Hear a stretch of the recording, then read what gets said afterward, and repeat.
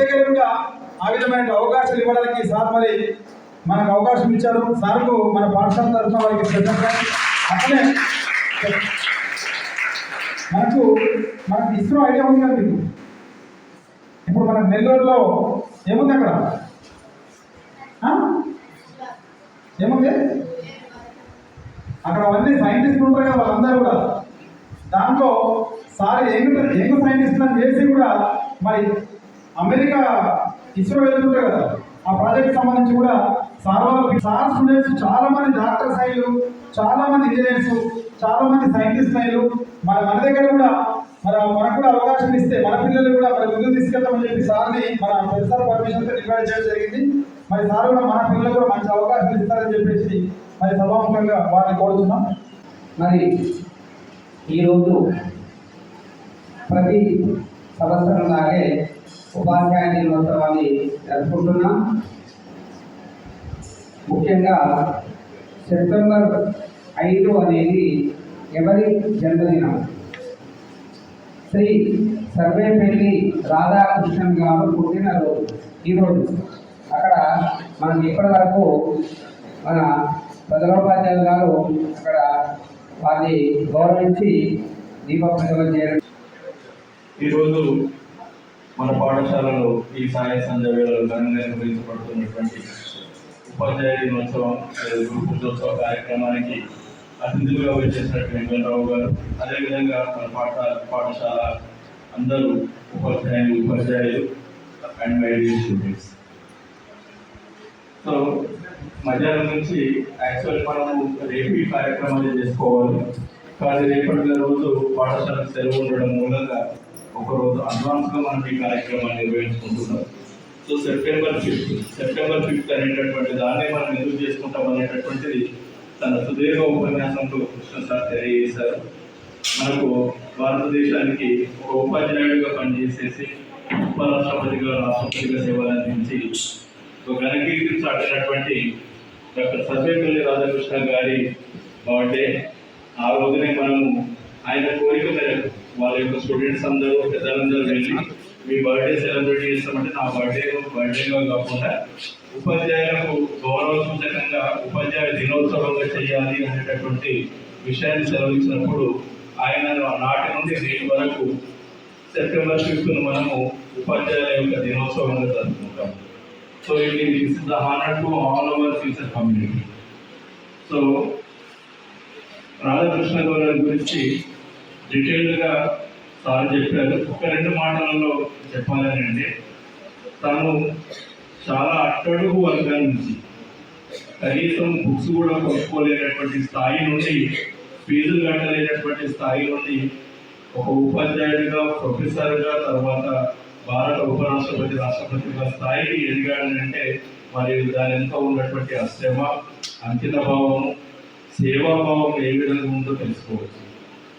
తను ట్రాన్స్ఫర్ అయి వెళ్తున్న ఒక సందర్భం లోపల రైల్వే స్టేషన్ వరకు వెళ్ళాల్సి వస్తే ఆ రైల్వే స్టేషన్ వరకు వారి యొక్క విద్యార్థులందరూ కూడా ఆయనను బండిలో కూర్చుని స్వయంగా గుర్రాలకు బదులుగా వాళ్ళే బండిని లాక్కుంటూ బండిని మోసుకుంటూ తీసుకెళ్ళి అంత గౌరవంగా ఆయనను సాగనంపడం జరిగింది. అంటే గురువు ఆయన ఎంత గొప్ప గురువు, ఆయన నేర్పినటువంటి దానికి విద్యార్థులు కూడా ఎంత ఇన్స్పైర్ అయ్యారు అనేటటువంటిది చాలా ముఖ్యమైనటువంటి. దీని ద్వారా మనం గమనించవచ్చు.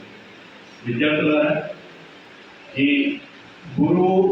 గురువును గౌరవించడము, గురువును పూజించడం అనేటటువంటిది మనకు సనాతనంగా భారతదేశంలో వస్తున్నటువంటిది. అది మన ధర్మం లోపల, భరత గురు యొక్క ధర్మం లోపల ఉన్నది. వ్యాస పౌర్ణమి రోజు మనము గురు పూజోత్సవ కార్యక్రమాన్ని నిర్వహించుకుంటాం. నాటి నుండి నేటి వరకు గురువులను గౌరవించడం అనేటటువంటి చాలా ప్రధానమైనటువంటి విషయం. గురువును పూజించలేనటువంటి వాడికి విద్య అబ్బినా కూడా అది సాధకతను చెందదు. కాబట్టి మీకు లభించినటువంటి విద్య ఏదైతే ఉందో గురువుల ద్వారా లభిస్తుంది. కాబట్టి ఆ గురువుకు సదా కృతజ్ఞులై ఉండాల్సినటువంటి అవసరం ఉంది. ముఖ్యంగా గురువు అనే దాంట్లోనే ఉంది అర్థం. గురువు అంటే ఏంటిది? గు అంటే చీకటి, రు అంటే వెలుతురు. చీకటి నుండి వెలుతురు వైపు ప్రయాణింపజేసేటటువంటి వాటి గురువు. అంటే చీకటి అంటే ఏంటిది? అజ్ఞానము, అజ్ఞానమే అంధకారానికి సూచక. జ్ఞానం లేకపోవడమే చీకటిమైనది. సో అటువంటి అజ్ఞానాంధకారం నుండి జ్ఞానం అనే వెలుగు వైపు ప్రయాణింపజేసేటటువంటి వాడు గురువు. మీరు పాఠశాలలో చేరేటప్పటికీ ఏ విధంగా ఉంటారు? ఎటువంటి నాలెడ్జ్ ఉండదు, ఎంటీ మైండ్ తోటి పాఠశాలకు వస్తారు. అటువంటి విద్యార్థులకు అన్ని రకాలుగా సబ్జెక్టు విషయాలే కాకుండా సబ్జెక్టు విషయాలతో పాటు సామాజిక స్పృహను కూడా పెంపొందించే విధంగా మిమ్మల్ని అన్ని రకాలుగా సుశక్తులను చేసి మిమ్మల్ని ఇక్కడ నుండి సమాజానికి అందించడం జరుగుతుంది. కాబట్టి అటువంటి వెలుతురు వైపు మీరు ప్రయాణం చేయడం జరుగుతుంది. కేవలము గురువు మాత్రమే అందించగలుగుతారు. మీరు చూడండి, ఒక డాక్టర్ తయారు కావాలి, ఎవరు తయారు చేయాలి? టీచరే చేయాలి. ఒక ఇంజనీర్ తయారు కావాలి, ఎవరు చేయాలి? టీచరే చేయాలి. ఒక లాయర్ తయారు కావాలి, ఎవరు చేయాలి? ఒక రాజకీయ నాయకుడు కావాలి, ఎవరు చేయాలి? ఒక టీచర్ కావాలి, ఎవరు తయారు చేయాలి? టీచరే చేయాలి. టీచర్ కావాలన్నా టీచరే తయారు చేయాలి. అన్యదా వేరే మార్గాలు లేవు.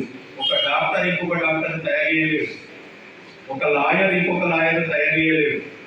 ఎవరి ఉన్నా కూడా ఉత్పత్తి కావాలన్నా, ఎవరిని తయారు చేయాలన్నా కూడా ఇక్కడ నుండి పాఠశాల నుంచి వెళ్ళాల్సిందే. గురువు నుంచి విద్యార్థులు నేర్చుకోవాల్సిందే. గురువు ద్వారా జ్ఞానాన్ని పొందాల్సిందే. గురువు ద్వారా జ్ఞానాన్ని పొందిన తర్వాతనే ఆయన డాక్టర్ అవుతాడా, యాక్టర్ అవుతాడా, లేకపోతే లీడర్ అవుతాడా, ఇంజనీర్ అవుతాడా అనేటటువంటిది ఆయనకు ఉన్నటువంటి జిజ్ఞాస, ఆయనకు ఉన్నటువంటి చతురత మీద ఆధారపడి ఉంటుంది. ఇంతకుముందు తెలుగు సార్ మాట్లాడుతూ ఒక పాటలో చెప్పాడు, స్వయంగా భగవంతుడే భూమి మీద పుట్టిన ఆయన ఒక గురువును ఆధారంగా చేసుకొని జ్ఞానాన్ని పొందిన తర్వాత తను భగవంతుడు కూడా ప్రకటింప చేసుకోగలుగుతాడు. అంతేగాని గురువు లేకుండా భగవంతుడు కూడా భూమికి రాలేడు. శ్రీరామచంద్రుడే స్వయంగా భూమి మీదకి వచ్చినప్పుడు విశ్వామిత్ర వశిష్ఠులను గురువులుగా తీసుకొని జ్ఞానాన్ని సముపార్జించిన తర్వాత రాజపరిపాలనకు వెళ్ళాడు. తను భగవంతుడుగా బయట వారికి తెలియవచ్చింది, అంతవరకు లేదు. శ్రీకృష్ణుడే స్వయంగా భూమి మీద పుట్టినప్పుడు శాంతి బొమ్మాముని దగ్గర విద్యాబుద్ధులు చేసుకున్న తర్వాత తను జ్ఞానాన్ని పొందిన తర్వాత సమాజానికి సేవలు అందించడం, తన లీలను ప్రకటింప చేసుకోవడం జరిగింది. అంటే భగవంతుడే స్వయంగా వచ్చినా కూడా ఆయనకు ఒక గురువు కావాల్సిందే. ఇది గురువు యొక్క గొప్పతనం. కాబట్టి గురువు లేకుండా ఏది కూడా సాగదు. మనకు తెలుసు, గురువు లేని విద్య గుడ్డి విద్య అని అంటారు అనుకోలేదు. కాబట్టి గురువులకు ఉండేటటువంటి ప్రాధాన్యత గురించి మనం ఎంత చెప్పినా కూడా తప్పని. ఈ మధ్య సమాజం లోపల ఈ సినిమా పోగడలు వచ్చిన తర్వాత టీవీలలో వీటిల్లో చూస్తున్నటువంటి విధానాన్ని చూస్తుంటే గురువుకి ఇవ్వాల్సినటువంటి ఏ విధమైనటువంటి గౌరవం ఇవ్వాలో ఆ విధంగా దక్కట్లేదు అనేటటువంటిది బాధ కొన్ని సందర్భాల్లో గమనిస్తుంటాం. కొన్ని సినిమాలలో చూస్తుంటే టీచర్ పోస్ట్, టీచర్ యొక్క పాత్ర కానివ్వండి, లేదా ఒక లెక్చరర్ యొక్క పాత్ర కానివ్వండి, ఎవరేస్తారు సినిమాలలో? ఎవరు టీచర్గా వస్తారు? బ్రహ్మానందము, ఇంకెవరో, కేవలం ఒక కమెడియన్స్నే టీచర్ చూపించడం జరుగుతుంది. అంటే టీచర్ అనేటటువంటి పాత్ర ఒక జోకర్ పాత్రలాగా చూపించేసి టీచర్కు ఉన్నటువంటి విలువలను తగ్గించడం మూలంగా ఇప్పుడు ఉన్నటువంటి సమాజం పుట్టగతులు లేకుండా పోతుంది. ఎవరైతే ఉపాధ్యాయుని లేదా తన గురువును గౌరవించరో వాళ్ళు మహాపాతకాలకు లోనవుతాడు అనేటటువంటిది మన పౌరాణిక గాథ చెప్తున్నటువంటి విషయం. ఒక సందర్భంలో మన దేవతల యొక్క గురువు బృహస్పతి ఇంద్రుడికి తన గురువు అయినటువంటి బృహస్పతిని ఒక సందర్భంలో ఒక సభా కార్యక్రమంలో గౌరవించకుండా అమర్యాదగా తను కూర్చున్నటువంటి కుర్చీలో నుంచి లేకపోతే ఆ గురువు అక్కడి నుంచి నిష్క్రమిస్తాడు, వెళ్ళిపోతాడు. వెళ్ళిపోయి దేవతల యొక్క గురువుగా బాధ్యత నుంచి బయలుదేరి అక్కడి నుంచి నిష్క్రమించి వెళ్ళిపోతాడు. వెళ్ళిపోయిన తర్వాత దేవతల యొక్క శక్తి మొత్తం క్షీణించిపోయి వాళ్ళు రాక్షసులతో యుద్ధం లోపల ఓడిపోయి వాళ్ళ ఇంద్రుడి యొక్క పదవిని కోల్పోతాడు.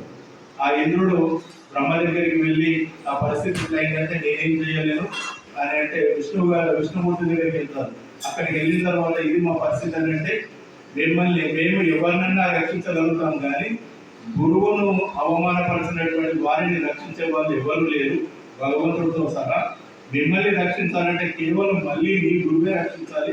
నువ్వు వెళ్ళి బృహస్పతిని శరణు లేదు, మీ గురువు గారే నేను దర్శిస్తారంటే మళ్ళీ బృహస్పతి శరణ్ పెడితే దాని తర్వాత మళ్ళీ వాళ్ళు ఉంచుకోవడం మళ్ళీ ఇతర పదవి పొందడం అని జరుగుతుంది.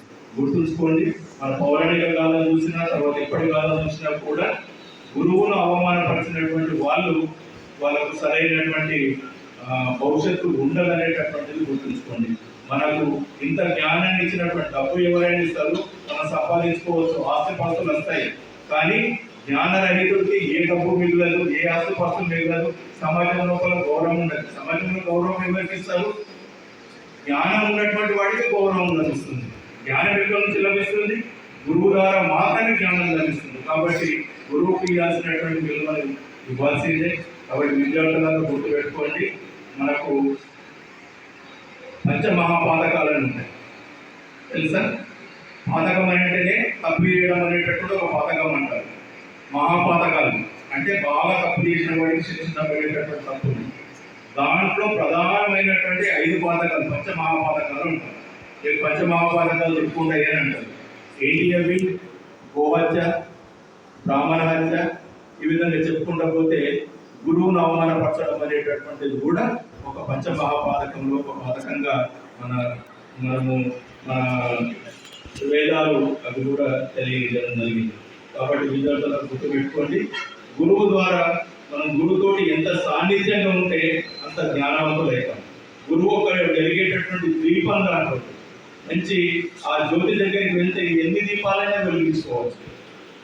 కాబట్టి జ్ఞానజ్యోతి, గురువు అనేటటువంటి వాడు ఒక గొప్ప జ్ఞానజ్యోతి.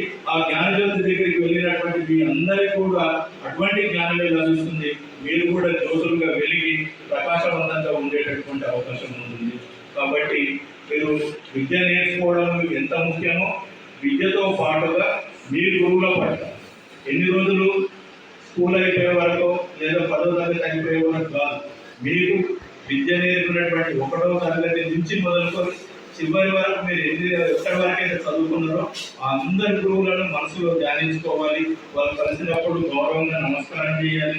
పెద్ద పెద్ద బంగారం పెట్టాల్సినటువంటి అవసరం లేదు, దండ నుంచి దండాలు పెట్టాల్సినటువంటి అవసరం లేదు. కనీసం వాళ్ళు కలిసినప్పుడు వాళ్ళకు నమస్కారం చేయడం, కూర్చున్న వాళ్ళు లేచి నిలబడము, ఇటువంటి కనీస సంస్కారాలు మనం పాటించాల్సినటువంటి అవసరం ఉంది. అయితేనే మీరు నేర్చుకున్నటువంటి విద్యకు సార్థకత ఉంటుంది. మీకు ఆ విద్యకు కావాల్సినటువంటి విలువ లభించేసి ముందుకెళ్ళే అవకాశం ఉంటుంది. సో మీరు ఆ విధంగా ప్రవర్తిస్తారని ఎందుకంటే తొలికొండలో ఉన్నటువంటి విద్యార్థులందరూ కూడా చక్కని క్రమశిక్షణ కలిగి ఉంటారు. దాంతోపాటు విలువలతో కూడినటువంటి విద్య చాలా మందికి వస్తుంది. కానీ ఆ విద్యకు విలువలతో కలుపుకొని ఉండాల్సినటువంటి అవసరం ఉంది. మనం చూస్తాం సమాజం లోపల ఒక ఇంజనీర్ అయినటువంటి డాక్టర్ అబ్దుల్ కలాం గారిని చూసాము. అదే ఇంజనీర్ అయినటువంటి బిన్ లాడెన్ చూసాము. ఇద్దరు ఇంజనీర్లే, కానీ బిన్ లాడెన్ యొక్క చదువు దేనికి పనికొచ్చింది? అదే అబ్దుల్ కలాం యొక్క నాలెడ్జ్ దేనికి పనికొచ్చింది?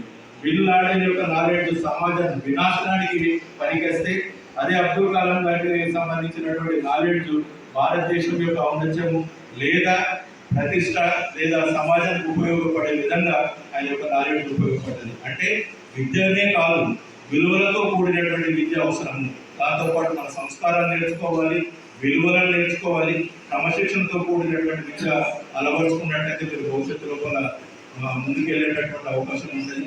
మరొకసారి ప్రతి సందర్భంలో చెప్పేటటువంటిది, మీరు మంచి ఫెసిలిటీ ఉన్నటువంటి ఒక ఎడ్యుకేషన్ ఇన్స్టిట్యూషన్ దొరికింది మీకు ఫ్రీ ఆఫ్ కాస్ట్ లోపల. మంచి ఉపాధ్యాయ బృందం ఉన్నది. సో ఒక మంచి ఉన్నత స్థాయికి మీరు ఎదగాలని ఈ శుభ సందర్భంగా మీకు శుభ ఆశీర్వాదాలు తెలియజేస్తూ మీరు భవిష్యత్తు లోపల ఉన్నత స్థాయికి ఎదుగుతారని ఆశిస్తూ నాకు అవకాశం ఇచ్చినటువంటి అందరికీ కూడా ధన్యవాదాలు తెలియజేస్తున్నాను.